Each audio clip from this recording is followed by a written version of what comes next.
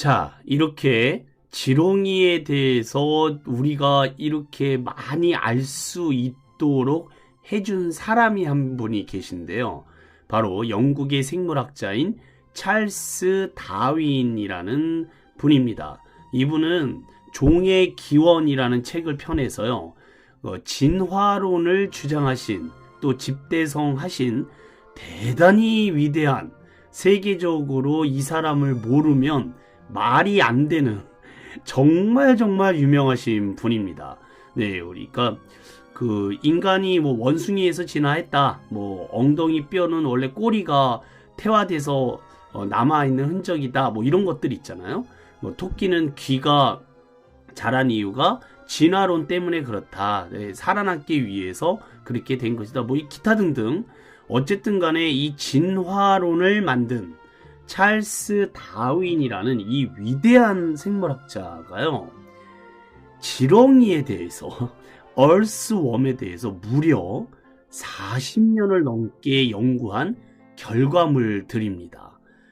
그야말로요, 지렁이 학자다라고 얘기를 해도 과언이 아닐 정도로 평생을 이 얼스웜에 대한 연구를 하신 분이 바로 찰스 다윈이라는 상식적인 사실 꼭 기억을 해두세요. 많은 사람들이요, 지렁이를 해충으로만 알고 있던 시절이 있습니다. 여러분도 그렇고 저도 그랬었죠. 근데 오늘 이 공부를 하기 전까지만 해도요. 근데 이 다윈이 지렁이 연구에 매진하자 모두가 비웃었습니다. 위대한 학자가 웬 이렇게 얼스웜에 대해서 오랫동안 연구를 하느냐 하고 많이 비웃었는데요. 근데 이 찰스 다윈은 끝내 이 얼스웜 연구를 포기하지 않고요, 놀라운 연구 결과를 발표합니다. 얼스웜은 땅속에 무수한 굴을 파서 땅을 갈아엎고요, 흙을 먹고 배설해서요, 분변토라는 흙을 만들어냅니다. 땅을 비옥하게 해주는 역할이 되는 거죠. 땅은요, 그대로 멈춰있는 게 아니라 지렁이, 얼스웜에 의해 끊임없이 순환하고 있다는 사실을 밝혀냅니다. 보잘것없는 이 얼스웜이 사실은 지구에서 가장 중요한 종이라는 것을 밝혀냈던 것이죠. 얼스웜은요, 단순해 보이는 몸이지만 잘 발달된 신경계와 소화계, 배설계, 순환계, 근육계, 생식기관 등을 가지고 있다는 것이죠. 이 찰스 다윈도 주목한 지렁이의 가장 큰 효과 두 가지는 커다란 활동성과 소화 배설 능력임을 밝혀냅니다. 낙엽이나 유기물을 먹기 위해 흙을 부지런히 헤집는 활동이 땅속에 통로를 만들어서 땅의 통기성이나 배수성을 좋게 만드는 것이 첫 번째, 먹이를 소화해서 배설하는 분변토가 식물에게 매우 유익한 영양분이라는 것이 두 번째라는 겁니다. 특히 이 지렁이와 이가 그 소화 배설 과정을 거친 분변토는요, 뭐 양이온, 치환 용량, 질소 함량, 인산 함량 등이 3배 이상 증가해서요, 석회 함량도 4배 이상 많아지기 때문에요, 그야말로요, 이 지렁이의 얼스웜의 똥으로 만들어진 흙들은요, 최고의 영양가 있는 흙이다 라는 것을 알 수 있다는 겁니다. 하루에 자기 몸무게의 50% 이상의 먹이 활동을 하고요, 그만큼을 또 배설을 해요. 그래서 생물이 자라기 적합한 중성 토양을 유지하는 데 큰 도움이 된다는 겁니다. 찰스 다윈이 자신의 논문에서 밝힌 일부분인데요, 이 지렁이는, 얼스웜은 농사의 신이라는 겁니다. 헌 흙을 먹어 새 흙을 만든다. 그가 있는 곳은 매일 더 비옥해지고 들고 나는 호흡은 점점 더 싱싱하다. 대지는 살찌고 식물은 탐스럽다. 이 모든 것이 그 지렁이의 선물이다. 이 정말 한낱 보잘것없고 징글징글한 지렁이, 얼스웜이 이렇게 큰 가치가 있다는 사실, 여러분들도 모르셨을 거예요. 땅을 갈아엎는 도구를 우리는 쟁기라고 하죠. 인류의 발명품 가운데 가장 오래되고 가치 있는 것 중에 하나인데요. 하지만 사실을 말하자면 인류가 출현하기 훨씬 이전부터 토지를 경작해온 생물이 있으니 바로 지렁이라는 사실.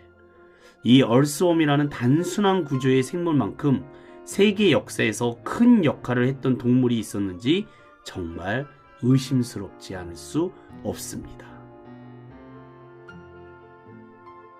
자, 또 한 가지 깨알 상식 한 가지 여쭤볼게요.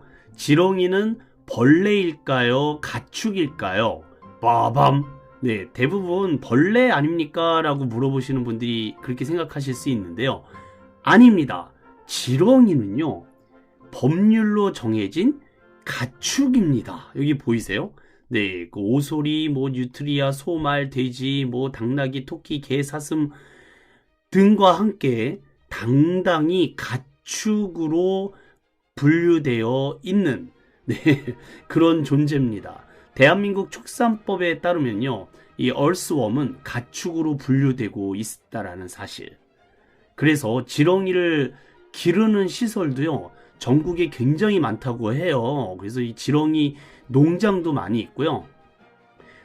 그 국가로부터 여러 가지 지원을 받을 수 있는 그런 존재다라는 겁니다. 원래 가축이라고 하는 것은요, 사람이 기를 수 있어야 되고요. 그리고 먹을 수도 있어야 되고요. 그리고 소득으로 연결되어야 될 수 있는 조건이 있다고 해요. 이 지렁이 같은 경우는 이제 낚시용 지렁이, 그런 쪽 아니면 농사를 지을 때 꼭 필요한 존재이기 때문에 이 얼스웜이 2004년에 굉장히 오래전 일인데 전혀 몰랐었습니다. 그래서 길거리에서 얼스웜을 보시게 되면 가축이라는 사실을 꼭 기억하셔서 함부로 죽이거나 그러시면 안 됩니다. 인간한테 정말 필요하고 유익하고 도움을 주는 그런 존재라는 사실도 함께 알아주셨으면 좋겠습니다. 우리가 공부할 필요가 있겠죠. 그쵸? 얼스웜에 대해서 대단한 녀석입니다. 자, 찰스 다윈이 평생을 연구한 얼스웜은요, 암수가 한 몸에 다 있는 자웅동체라는 사실. 빠밤. 그러니까 한 몸에 정자와 난자를 모두 지니고 있다라는 뜻입니다. 자, 영어 단어부터 볼까요? 정자라는 영어 단어는요, SPERM을 쓰시고요, sperm이라고 있습니다. 스팸 아니고요. 스팸은 햄의 이름이고, 정자는 sperm입니다. sperm. 그렇다면 난자는 영어로 뭘까요? 너무 어렵지 않은가요, 선생님? 이러시는 분들이 계신데, 놀랍게도요, 난자는 바로 에그입니다. 빠밤. 우리가 너무나도 잘 알고 있는 영어 단어죠. EGG를 쓰시고 에그라고 있는 계란, 달걀, 알이라고 해석하는 바로 이 단어가 생식기관에 관련된 쪽으로 가게 되면 난자라고 해석이 된다라는 사실. 그래서 스펌과 에그가 만나면 아기가 만들어지는 거죠. 자, 어쨌든 어린아이들이 질문을 할 때가 분명히 있습니다. 이 얼스웜은 어떻게 태어납니까? 라고 질문을 할 때, 또는 질문을 안 하더라도 가르쳐 주셔야 돼요. 공부하신 티를 팍팍 내셔야 되기 때문이죠. 자, 암수가 한 몸을 다 갖고 있기 때문에 교미라든지 이런 게 필요 없지 않느냐? 아닙니다. 암수가 정자와 난자, 스펌과 에그를 한 몸에 갖고 있다 하더라도요, 반드시 한 마리가 더 필요해요. 왜냐하면 스펌을 상대방 그 얼스웜에게 넣어줘야 되거든요. 그래서 다른 놈이, 먼저 스펌을 받은 놈이 에그, 자기 몸속에 있는 에그와 합쳐져서 수정이 된 다음에 알을 낳게 된다, 이겁니다. 좀 더 자세히는요, 짝짓기를 한 지렁이 얼스웜 몸 안에서요, 띠처럼 생긴 환대, 아까 말씀드렸죠. 환대가 머리 앞으로 밀려 나와요. 그러면서 그 환대가 지렁이 알이 됩니다. 빠밤.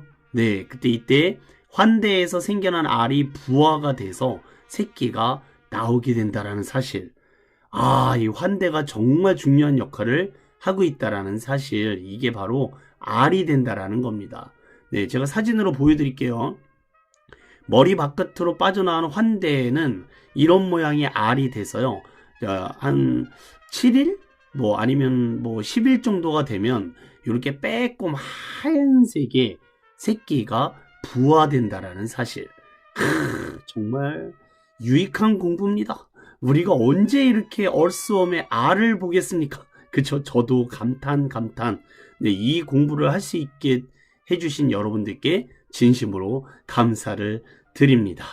자, 우리가 얼스웜에 대해서 정말 많은 것을 깨닫게 되는 그런 내용들인 것 같아요.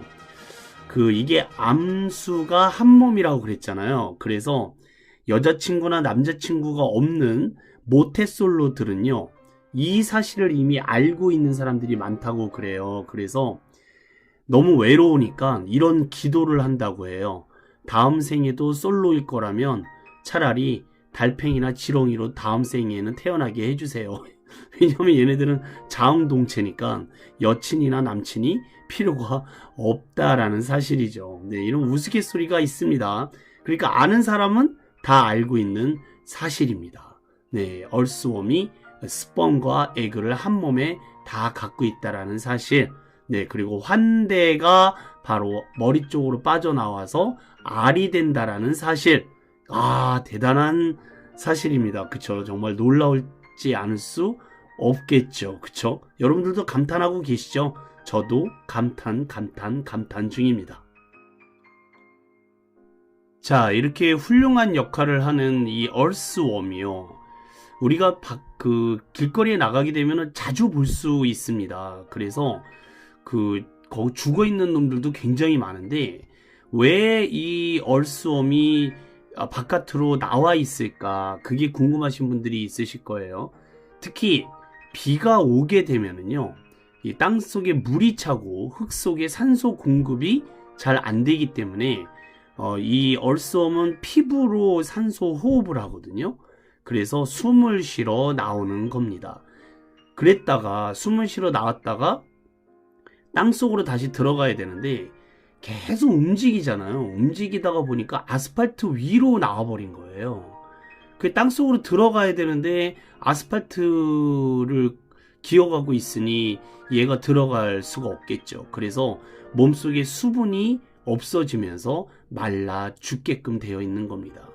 그러니까 여러분들도요, 이 얼스웜이 땅 위에서 기어다니고 있는 것을 보게 되시면요, 뭐 나뭇가지라든지 나뭇잎 큰 거를 따다가 그놈을 흙이 많은 곳에 옮겨 주셔야 됩니다. 죽이거나 그러시면 안 되고요, 반드시 옮겨 주셔야 됩니다. 제가 어렸을 때 이 얼스웜을 불쌍히 여긴 적이 있었어요. 그래서 너무 뜨거운 날이었기 때문에 여름에, 그래서 제가 이 얼스웜을 이렇게 나뭇잎에다가 이렇게 올려줘 가지고요, 그쪽으로 기어오게끔 만들어서 화분 위에다 올려놓고 학교를 간 적이 있었거든요. 근데 지금 생각해 보니까요, 그게 지렁이가 잘 살지 못했다라는 생각이 이 공부를 하면서 들었어요. 그게 무슨 얘기냐면, 이 얼스웜은 짝이 있어야지 알을 낳잖아요. 네, 근데 저는 화분 위에다 올려놨으니까 얘는 짝짓기를 하지 못해서 분명히 죽었으리라. 그렇게 생각이 들더라고요. 그래서 이제 이 얼스웜을 보게 되면은 다른 얼스웜이 있는 곳에다가 넣어줄 생각입니다. 그러니까 여러분들도 그렇게 해주시고요. 그리고 얘는 피부에 수분이 마르면은요, 말라 죽습니다. 그러니까 반드시 물을 주셔야 돼요. 근데 물을 어떻게 주느냐, 어떻게 하시면 되느냐면요, 남자애들을 잡아다가요, 초등학교 남자애들한테 어쩔 수 없이 소변을 죄송합니다. 근데 방법이 없지 않습니까? 네, 오줌 마려운 사람 해가지고요, 얼스웜한테 수분을 좀 공급해줄 사람에서 네, 잘 해주면은 1,000원짜리 하나 주시면 좋지 않을까요? 네, 지구를 구하시는 일입니다. 한번 네, 적극적으로 권장을 해봅니다. 만약에 그게 아니시라면요, 침을 탁탁탁탁 뱉어버리시면 네, 죄송합니다. 근데 방법이 없지 않습니까? 물을 어디서 구합니까? 지렁이는 만지기 싫고, 예, 죽어가게 내버려 둘 수는 없고, 예, 그러면 침을 입에 한껏 고이셨다가 한번 퇴하고 뱉고 가시면, 네, 자, 죄송합니다. 근데 다른 방법이 있으면 좀 알려주세요. 네. 자, 어쨌든 산소라는 단어 볼까요? 네, OXYGEN을 쓰셔서 읽어보겠습니다. 옥시젠, 옥시젠. 실제 발음은요, 악스전 이러는데요. 우리는 뭐 그렇게까지 할 필요는 없습니다. 네, 옥시젠 그러면 산소라는 영어 단어를 쓰고 계시고요. 네, 못 알아듣는 미국 사람도 없어요. 네, 옥시젠 그러면 산소, 옥시전 이렇게 발음을 하기도 하는데, 자, 이 얼스웜이 네, 옥시젠을 네, 공급받기 위해서 숨을 쉬다, 네, breathing를 쓰시고 breathing입니다. breathing 이게 숨을 쉬는 거예요. 그러니까 얼스웜을 보시게 되면 아이고 브리딩을 하러 나오셨구만, 예, 지룡님이라고 얘기를 하셔서 네, 그 어느 정도 그 옥시젠을 많이 들이마시셨겠다 그러면은 예, 흙으로 다시 옮겨주시면 좋으실 것 같습니다. 자, 네, 오늘 별 얘기를 다 하는 것 같네요. 자, 얼스웜에 대해서 공부하고 계세요.